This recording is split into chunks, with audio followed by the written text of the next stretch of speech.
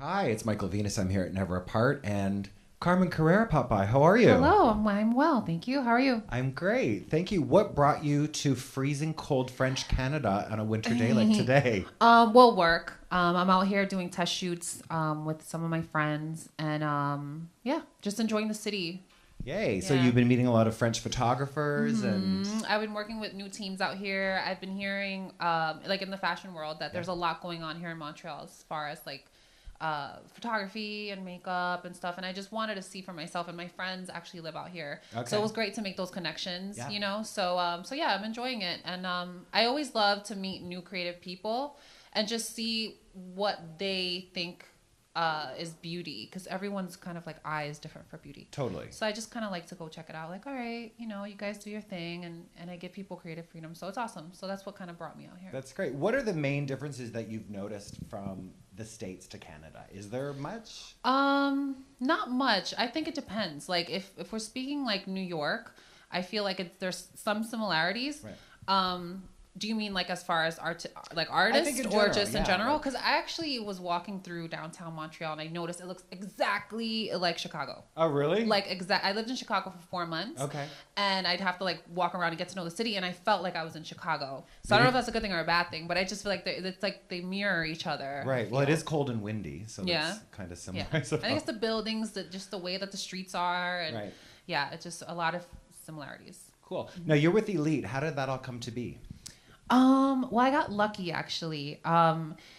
Edward, okay, I'm gonna tell you the story. It's kind of a long story. Okay, so Edward in Info, he is the fashion director, fashion stylist at W Magazine. He's a RuPaul's Drag Race fanatic. So he saw me on there, and I guess he was a fan, so he brought it up to Steven and to Pat McGrath and everyone, that these big people in fashion.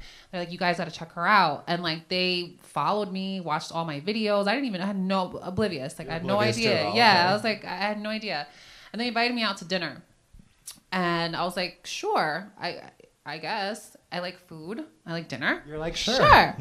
So we go to dinner, and in walks Naomi Campbell, and I'm just like, whoa, like I'm in like a spaghetti strap, like tank top and jeans, and I'm just like, kind of naive, I guess, and everyone's coming in, and they all sit down just to meet me.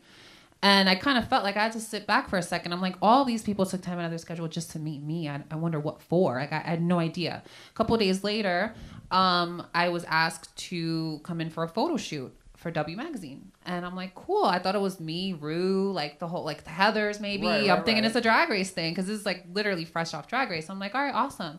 So I'm on the phone with my agent. I'm like, all right, so what's going on today? Because I'm so last minute. Like, I like to know what's happening the same day, because then I start to get in my head. So he's like, no, it's just you. You're just doing a photo shoot. And I'm like, it's just me. What about the other girls? He's like, nope, it's just you. I'm like, okay. So I go and I do the shoot. I'm getting like a little nervous, because I'm like, okay, like what's Kinda this major. for? Yeah, kind of totally.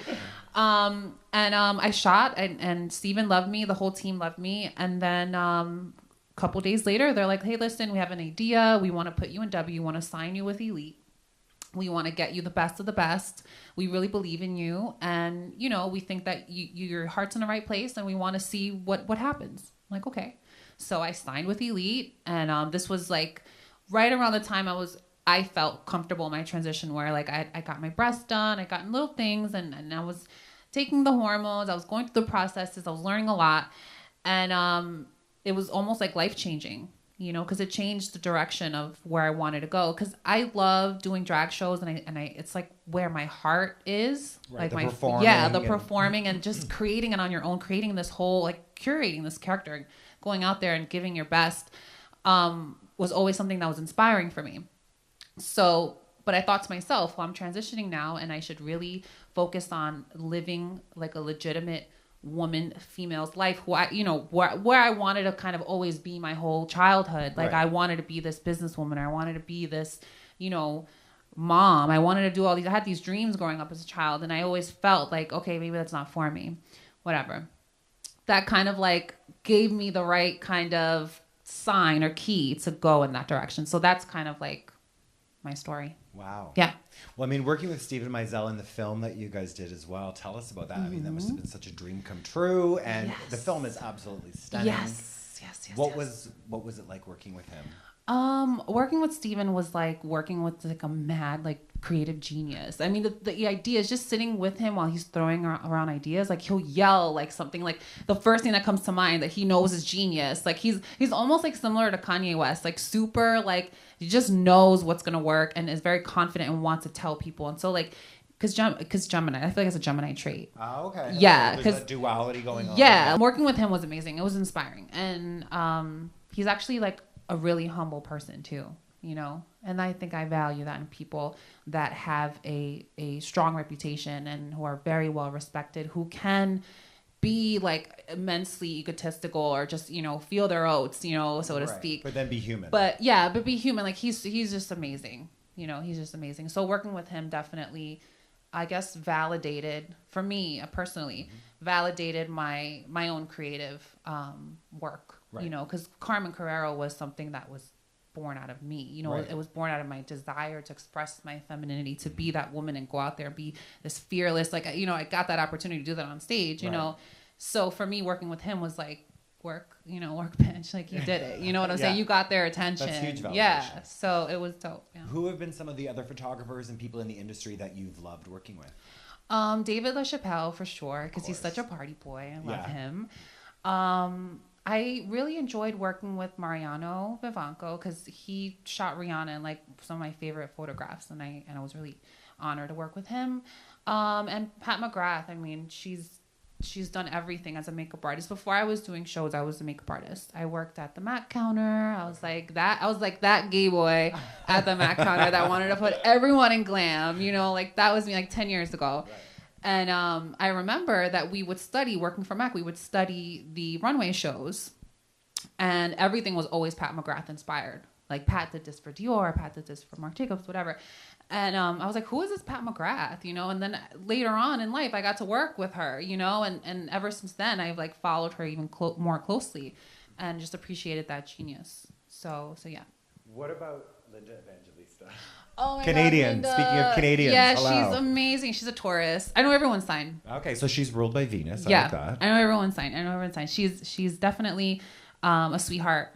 She actually told me she invited me to go shopping with her too. Like she said, oh, you know, like we can go to MAC and we can go makeup shopping. You know, like I want you to like pick stuff out for me. Like she's so humble. Like she's major. She came to see me shooting, I think, day 2 of Showgirl, and she watched in the back, you know, and that was like that kind of exciting. like, oh my god, it was exciting. Like I was like, what? Like I'm being watched right now by Linda Evangelista, and she's sitting there clapping, like cheering me on, and it was the number that they throw the $100 bills. Okay. So it was just like the perfect time for her to come in, because she didn't plan what time she was going to come in. She just came in whenever, right? And it was just so happened that when we're filming that scene, so it was a great moment. Like just that, I don't know if you could think about it, like as a performer being in that moment, you know, everything's going on and like this person just kind of walks in and she has such a presence, I'm sure, you know, oh my gosh, and just entertaining her, like kind of looking out there and just entertaining for her. It was great. That's amazing. It's great. What was do you think the best thing about you being on RuPaul's Drag Race? Exposure, obviously, but also I think it gave me the start of like exploring myself, being able to watch myself on TV and really thinking like, is this me or is this a mixture of everyone that I've met? You know, like influencing you. Yeah, influencing my character. Like, and it's kind of like you have to sit back and you watch yourself and you think, you know, like for me, I had to think like I want to transition. I want to do all these things. But am I wasting my time entertaining people around me that's keeping me distracted? Like, I don't know if that's too deep. But like I think that. I think truths are good. I think Yeah. So I think that Drag Race gave me a lot of things. It gave me that exposure. It gave me an insight in myself, and it gave me a community to belong to. Like I will always be from Drag Race. Yeah. You know, like it's like J-Lo's Fly Girl in Living Color. You know what I'm saying? Totally. That's what it is to me. That's the platform that elevated her, and that's what the platform for you that elevated you into what you're doing now. Yeah, and I mean, it's like for as long as Drag Race will be around, I'll always be like the family. Yeah, you know, and that makes me feel good because it gets bigger every year. Yeah. You know, and I hope I have the best kind of feeling from working with everyone back then, because it was almost like not family. It was like more than family because we're strangers. Right. So I don't know. How would you describe that? Like you meet people and it's like you feel like family, but you don't know them. Well, I mean, personally, it's some sort of family. I don't know. I mean, you're forced into this situation, so it's sort of like a forced everyone's under family. pressure. Everyone's freaking out, so you have to So find the that nerves and comfort. Yeah, like with like the Heathers and stuff. Like that was very real to us. Like it was a game on TV, like just to joke around, but like it was more like we needed each other. Because on the inside, as much as our pride didn't want to let us like admit it, our ego, like we were like freaking out, you know, because it was like the whole world's watching and everyone at home and we can't let anyone down. You know, that pressure you put on yourself, but you keep a good game face, you know, to go out there and do what you have to do. And that created that space for us to like have that connection. So I don't know if it's necessarily family, but it's more like... I think it's somewhat of a chosen family. Maybe. Yeah, definitely. Yeah, it was good. Do you have any eyes on any of the girls in this year's season? I haven't seen, but I know my friend Naisha's on there. Okay. I've known Naisha for years. So yeah, we're rooting for her. She calls herself the Beauty.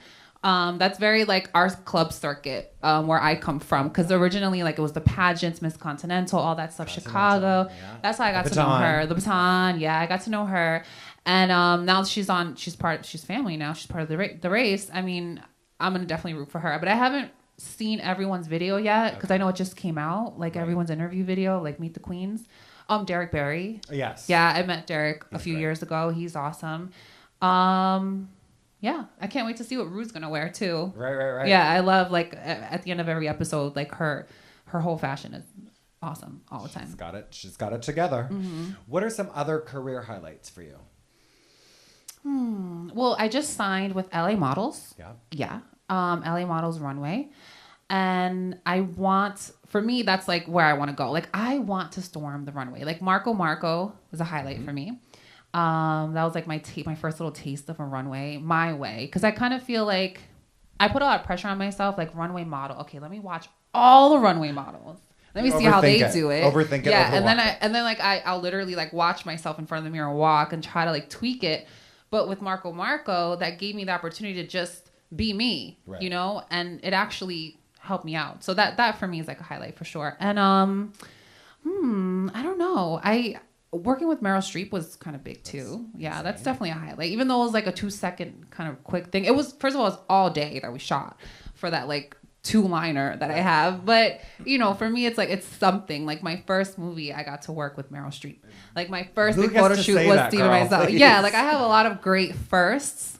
Now I want to like keep going, but I want to just build on my talent and what I have, you know? So that's kind of where I am. Like, I don't feel like I'm at a point yet, as far as where my dreams go, where I can say like, I've made it. Like I have a few highlights, but I want to do bigger. I want to do more. I want to inspire people at home. I want to also give the rest of the world an insight on talent in our community too, you know, for the people to say, okay, wow, like she's doing her thing. And you know, it's the acceptance. It's a lot of things that like more my goals are in my head. Right. And although like I've worked with these great people, it's like, I want to accomplish something on my own merit. Like I want to like have the best freaking runway. I want to be the best actress. Like I'm an Aries like that. Like I want to be the best and I want to like do it for everyone. Well, I feel like you're just getting started. Yeah. That's exactly how I feel too. You do some trans like advocacy work and things like that. Tell us a little bit about that and why it's important. Yeah. Well, honestly, I do more AIDS and HIV awareness. Only because I was like affected by personally growing up. I lost my father and there was a lot of questions about like how he contracted the virus and why did he die so quick? And, you know, I had all those things. So I wanted to learn more. And also coming from the club scene, knowing a lot of people who were infected, who were very fearful, who didn't, there was a lot of blurred information, like, you know, and it was still taboo. Nobody wanted to talk about safe sex. It was like, whatever. And that's all those things inspired me to go that way. And I think that with trans stuff, I feel like visibility is the best I can give right now because I have so much going on. Yeah. And I would love to like, you know, go and visit every single like housing unit for trans people out there and like give my support, my love. But I feel like right now, all I can give is visibility, and maybe later on. That's huge, though. Yeah. I think you living your life authentically and showing people that they can do that is major. I mean, I can say that I did couples therapy for the trans community. That was my little token. Like, I knew that working with VH1, it's such a predominantly like hip hop influenced network, Totally. Yeah. and I feel like that audience, that crowd needs like education, or they need to watch someone that's trans going through regular issues that are not trans, Right? You know, just regular human being stuff. Yes, and I know, because my whole team, you know, when I brought them up, I said, listen, you know, me and my husband are going through issues, and we want to go to therapy, and there is this opportunity to do couples therapy. They're like, no, Carmen, don't do it. You know, we don't think this is for you. And I'm like, but look at the bright side, guys. Like, people at home, VH1 viewers are gonna get to know me, and I can be so vulnerable and not be afraid. You know, I didn't want to go into the house trying to act and be a character, or be like Carmen Carerra from the stage, or be like whatever. I just want to go in and just be myself. And worst comes to worst, like, I know someone out there, whether it's one person or 10 people, will learn something about a trans person, or say they know something of a trans person, or can identify with me going through stuff with my man, or going through even girl stuff, you know, being insecure, or if not feeling like you're worth it, or whatever. I knew that some way, somehow, the trans community would benefit from that. So that was kind of my thing. I also did some work, not as much as I would have liked to, but we did some work in South America. Okay. And it's this organization called Sueños, and they give housing to homeless trans people in South America who get kicked out of home. Because it's like back at home, because I'm Peruvian, so I'm South American. Back home, they will kick you out. They will disown you. Basically, you don't exist, you know, because it's the traditional old school way of thinking, where it's like, we are raising an army, like it's very militant. It's like, you have to be black or white. This is how you have to view things. You have to believe in God. You have to do this. So for people like us, like who are not, don't fit that, you know, it's difficult. The life is just terrible. So I did go out and I did visit. They were building stuff still. And I got to meet a lot of young trans people who are now like, you know, they have this Colectiva Prisma, which is like GLAAD. Okay. They just like put that together. And I guess I used my celebrity to go out there, and I got all the media cameras there to talk about the trans murders that happened there too, you know, and the statistics and all these things. I was able to do that. So that was good amazing. Too. Yeah. I want to do more. I feel like what I can only do but so much, but I want to do so much more. But like I feel we said, you're just getting started. Yeah, I know. It's like, I'm like Aries the conqueror. Like I want to, like, I just want to make a change, because I can see it. I know it's possible. I can function amongst society. Yeah. As long as they don't know I'm trans, everything's fine. Right. But I want them to know that I'm trans, you know, and I want them to feel comfortable. Yeah, I want them to feel comfortable with me being trans, and them being cordial or being friendly, and it being okay. It's about opening those doors, and I think you're doing that. Yeah. Who are some of your trans inspirations and people that you look up to? Well, Candace Kane is a performer. Candace? Oh my God, I know her. Yes. She's definitely inspiring to me. I think Caitlyn Jenner, for sure. She's definitely inspiring. She's really, as Candace says, she's really put the T in LGBT in like a global perspective. Yeah. Like everyone knows now because Caitlyn Jenner. Yes. So I think visibility. That's a really, really positive attribute for sure. Let's see, who else? Buck Angel. Yeah. Yeah, totally. Sexy. Totally. And Laith Ashley. He's kind of a new model. I don't know. You should look him up. Laith Ashley. I love him. Yeah, for everything that he's doing. What are the best things that have happened to you since you've started transitioning? Has life gotten easier?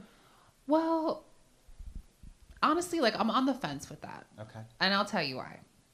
I feel like part of me feels like, not regretful, but I feel like when you awaken, almost like when you become fully aware of yourself, and when you start to create your own path, and you start to kind of like have to unlearn things, it doubles up the work for sure.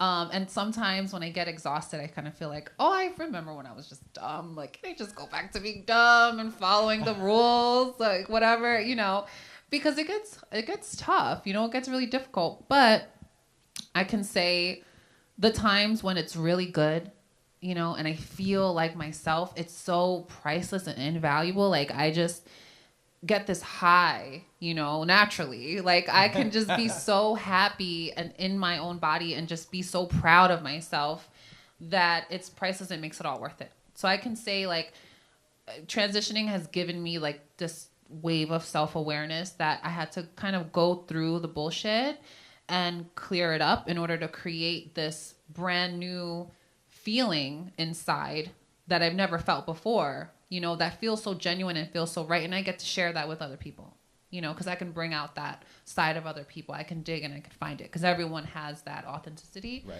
So I think that transitioning has given me that opportunity to find it. Right. So yeah. That's cool. Mm-hmm. I mean, over the last few years, we've seen a lot more trans visibility in the media, in the news. Mm-hmm. You know, you're on that crusade as well. You're one of many people that are sort of the new faces.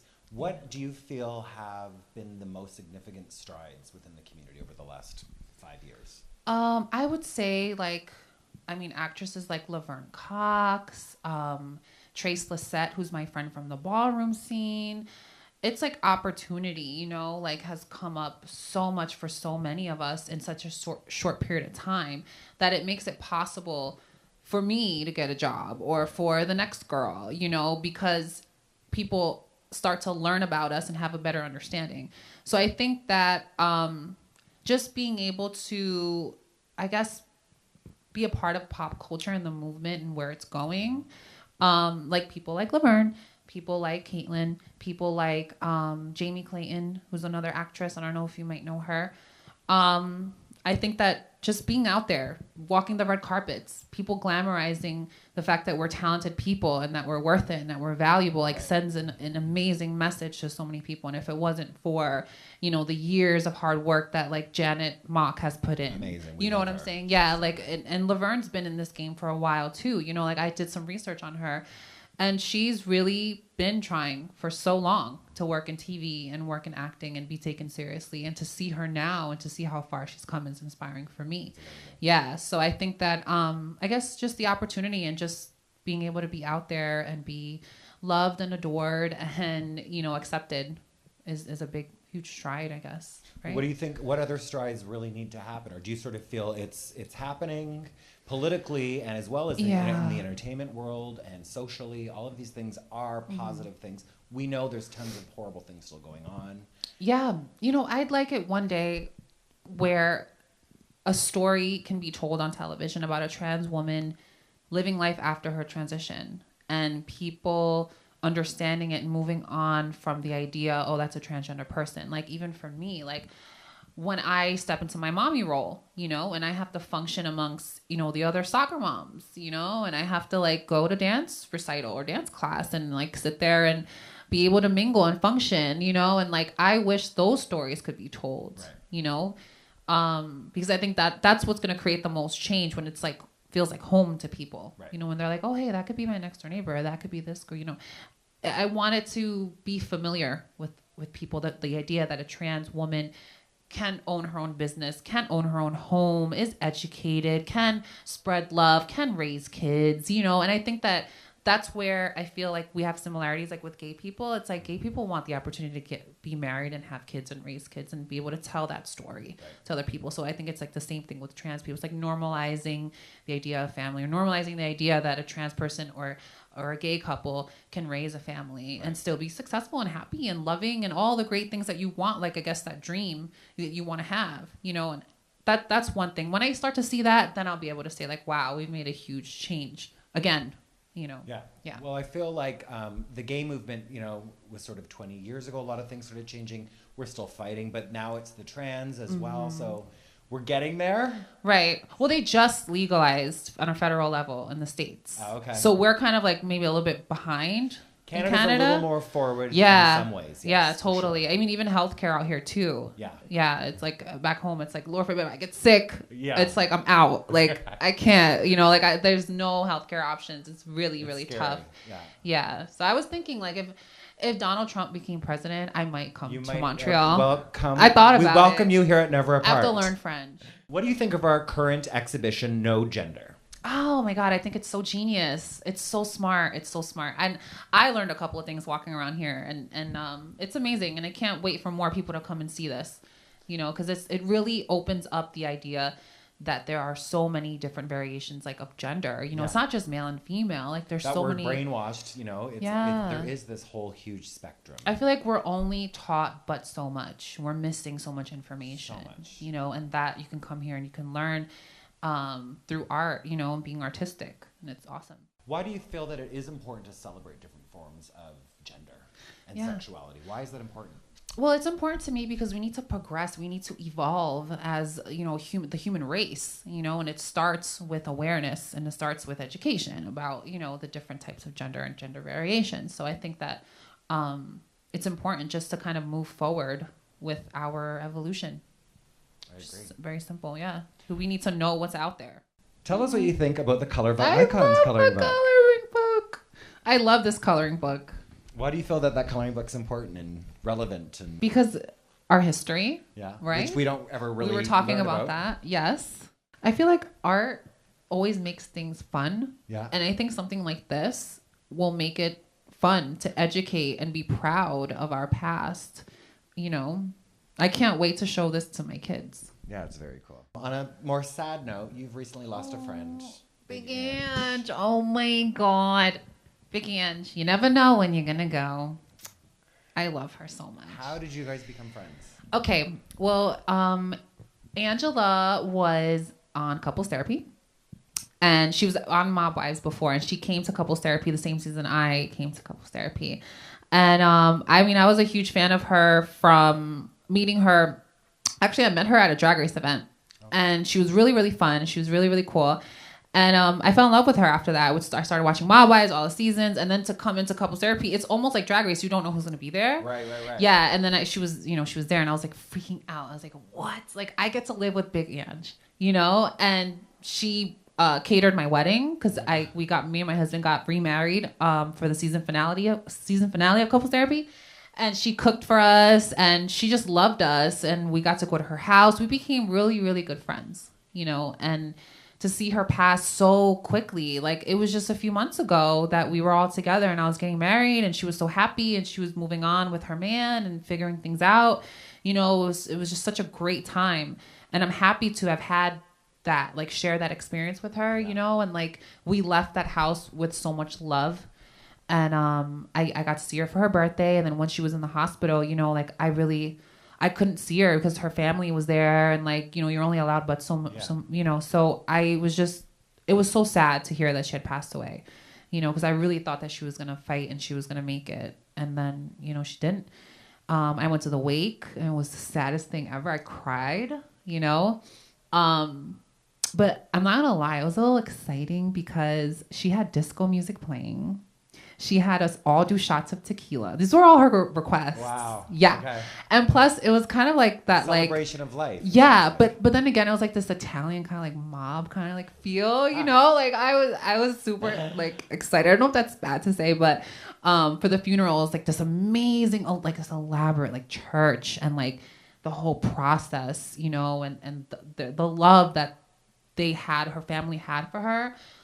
It was just amazing. And I know that she's at peace and she's not in pain anymore and I'll see her soon, you know. Yeah. Hopefully not too soon. No. I have a lot of work to do here on this planet before I go to the next planet.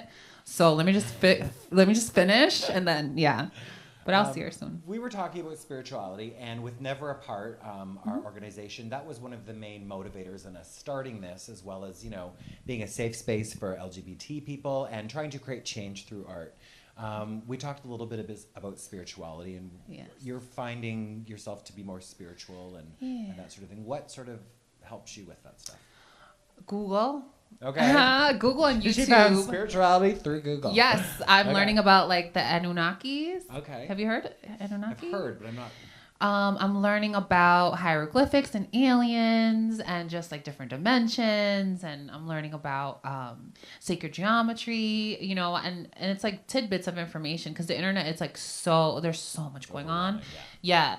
But I'm learning about like my chakras. I mean, I meditate now. I do yoga. I do Pilates too, just because I want to tone up. But I practice a lot, and I'm starting to learn about different religions and just appreciating the underlying message and not taking it so literal. Right. You know, And just I'm really trying to practice like telepathy. I don't know. I feel like anything's what possible. Did you just say? Okay.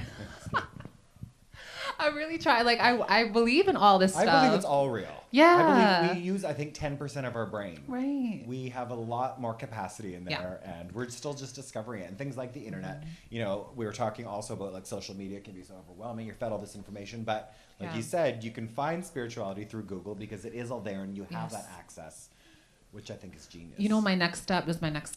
I would like, first of all, I'm obsessed with Hebrews and numerology and math and the fourth dimension. I'm obsessed. But I also want to dig into like DMT. Have you heard of this? Oh, yeah. And like going to like drinking the ayahuasca. Yeah. Like I know Chelsea Handler just did something on Netflix where she did it. Oh, Yeah, wow. she did the whole thing. I would like to experience that for sure. Some of my friends have tried it and said that it's like life-changing because some like people see aliens, some people are on the spaceship, some people, there's so many different, it's an enlightened state for sure. Yes. Maybe next time you come to Montreal, maybe we'll do it. I'd actually like to go to the retreat. There's one where in Costa Rica. Watch you and make sure you don't They freak out. film it and stuff. Right. Yeah, I want to do that. I want to do that, and I want to jump out of a plane too. I want to do like. I'm not with you there. No, I would love to. Like, what's it called? What is that? Skydiving. Skydiving. Yeah. Yes. No. But I like to do it as a sport. Okay. Yeah. Like no fear. I want to eliminate fear in my heart. That's good because we have to face our fears, right? That's a whole spiritual journey itself. Yes. What is the best thing about being you? I don't know. What's the best thing about being me? Being me.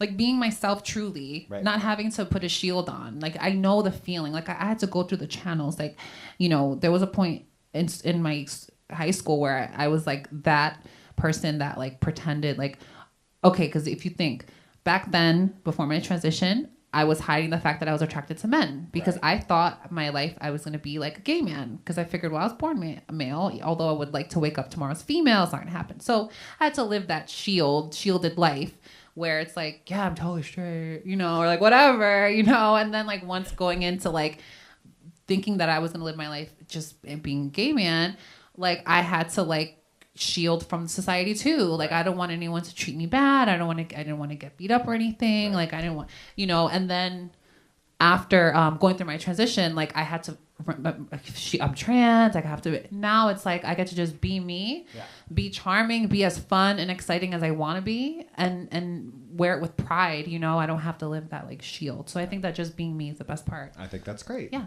thanks. What can we expect from the future? Everything. I don't want to jinx it. I'm working on so many great things. Okay. Yeah. And I'm also working on like strengthening my body, doing like athletic training too.